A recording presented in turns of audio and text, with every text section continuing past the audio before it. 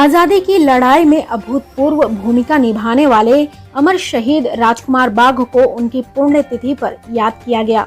इस अवसर पर पूर्व विधायक गोरख पासवान, पूर्व मंत्री नारद राय समेत जनपद के गणमान्य व्यक्तियों ने जिला कारागार स्थित अमर शहीद राजकुमार बाघ की प्रतिमा पर पुष्प अर्पित कर श्रद्धांजलि दी।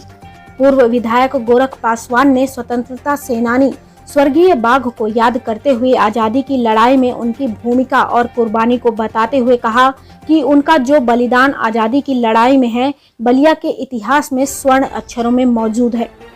वहीं पूर्व मंत्री नारद राय ने स्वतंत्रता सेनानी शहीद राजकुमार की शहादत को याद करते हुए कहा कि ऐसे बहादुर सेनानी विरले ही पैदा होते हैं। राजकुमार बाघ ने अंग्रेजों के दांत खट्टे कर दिए थे।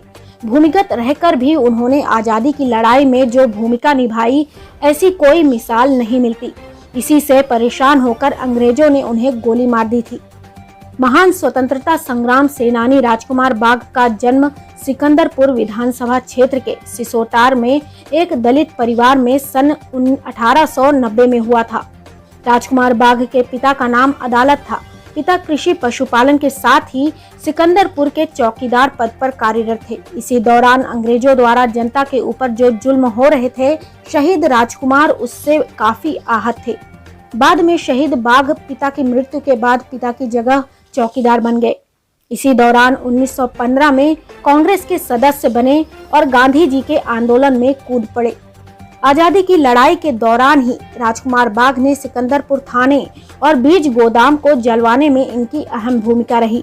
इसी से गुस्साई अंग्रेजी हुकूमत ने क्रोध में आकर उनका घर जला दिया और पूरे परिवार को गोली मारने का आदेश जारी कर दिया। राजकुमार बाघ तब भूमिगत होकर अंग्रेजों के दांत खट्टे करते रहे और बाद में परेशान होकर ही अंग्रेजों ने राजकुमार को बाघ की उपाधि दी थी। बाद में 1943 में अंग्रेजी पुलिस ने उन्हें धोखे से गिरफ्तार कर लिया और 23 मार्च 1943 को जेल में ही उन्हें गोली मारकर शहीद कर दिया गया। स्वर्गीय राजकुमार बाघ की कुर्बानियों को नहीं भुलाया जा सकता है। हम बलिया वाले सौभाग्यशाली हैं कि बलिया की इस धरती से अंग्रेजों के छक्के छुड़ाने वाले एक तरफ शेरे बलिया जीतू पांडे हैं, तो दूसरी तरफ महान स्वतंत्रता संग्राम सेनानी राजकुमार बाघ भी हैं। यानी शेर और बाघ दोनों बलिया में ही जन्मे।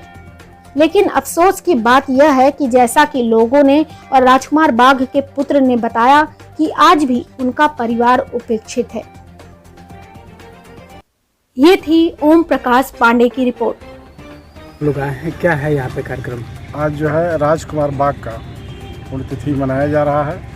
ये यहीं जेल में जब स्वतंत्रता संग्राम की जब लड़ाई चल रही थी, तो इसी जेल में जो है वो बंद थे और अंग्रेज़ों ने जो है आज ही के दिन जो है उनको फांसी के फंदे पर झुलाया था।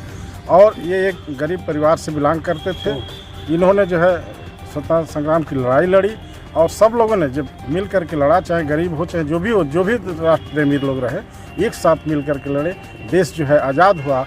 आज भारतीय जनता पार्टी जो है चाह रही कि फिर उसी तरह से विषमता के आधार पर समाज को खड़ा करके फिर जो है समाज को वही पीछे की स्थिति में ले जाना चाहती है, जिससे हमारा देश जो है गुलाम हुआ था। अब जो है गरीब भी जो है जागरूक हो गए हैं। गरीबों में भी जो है आज जो है यूनिटी बन गई है कि हम राष्ट्र के नाम पर मरे मिटेंगे और भारतीय जनता पार्टी को जो है देश से ही नहीं बल्कि ये हमारे प्रदेश से और देश दोनों से जो है उखाड़ करके फेंकेंगे। यही हम लोगों का उद्देश्य है और हम लोग मिल करके आज जो है इनकी इस मार्च को 1947 को तब से जब मार दी, उसके बाद हम तो बहुत लड़ाई लड़ी। कांग्रेसियों ने ही बात सुनी हमारी। उन्होंने हमको खेत दिया, न कुछ ज़मीन दिया, सबको 33 एकड़ मिल गए, अपने भाई भतीजों को दिया, अपने कुलमों को फर्जी बना सेनानी आश्रित है ना, मतलब आप बेटे हैं। तो हमको नहीं मिला, लेकिन हमको स्वतंत्रता संग्राम सेनानी के नाते हमको खेत मिलना चाहिए था 33 एकड़। और सब मिली सुविधा? सबको मिला, लेकिन कोई सुविधा आज तक नहीं मिली। कोई सुविधा नहीं। सब हम रिकॉर्ड रखे हुए हैं।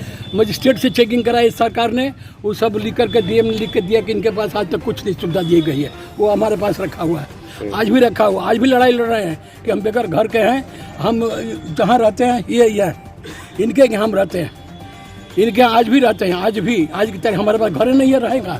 हमारा घर फूक दिया गया, डीएम ने लिख के दिया वहाँ पर उसका मुख्यमंत्री को कि इनका घर नहीं है, इनको घर है तो बनवा दें या तो इनको पैसा दें ताकि घर बना कर रहें, लेकिन नहीं सुनाई हो रही है। आपने मांग की, कभी आवाज़ की?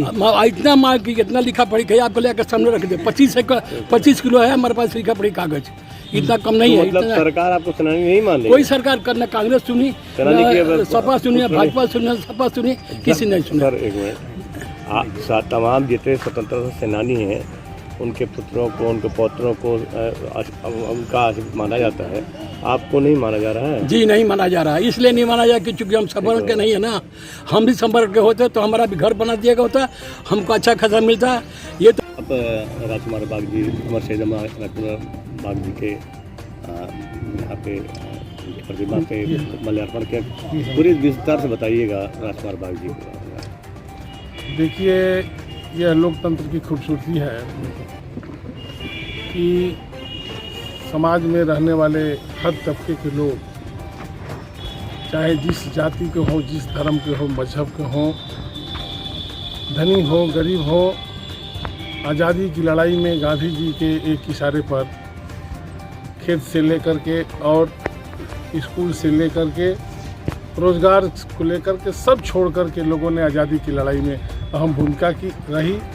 मैं बहुत ही साफ वही से कहना चाहता हूँ, हमारे बीच में माननीय संजय उपाध्याय जी हैं, पूर्व चेयरमैन हैं, पूर्व विधायक गोरख पासवान जी हैं, हमारे प्रदेश के नेता हैं मिठाई लाल भारती जी, चंद्रशेखर जी हैं, हमारे नेता हैं, कि हम सब लोगों ने जो समझा है और जाना है कि आज़ादी की लड़ाई में सबसे ज़्यादा अगली कतार में गरीब ही खड़ा था। गरीब ही की देन है कि उसकी कुर्बानी का कि आज हम सब लोग स्वतंत्र हैं, आज़ाद हैं, और जो भारतीय जनता पार्टी की आज सरकार चल रही है वो फिर हमको गुलामी की तरफ ले जाना चाहती है।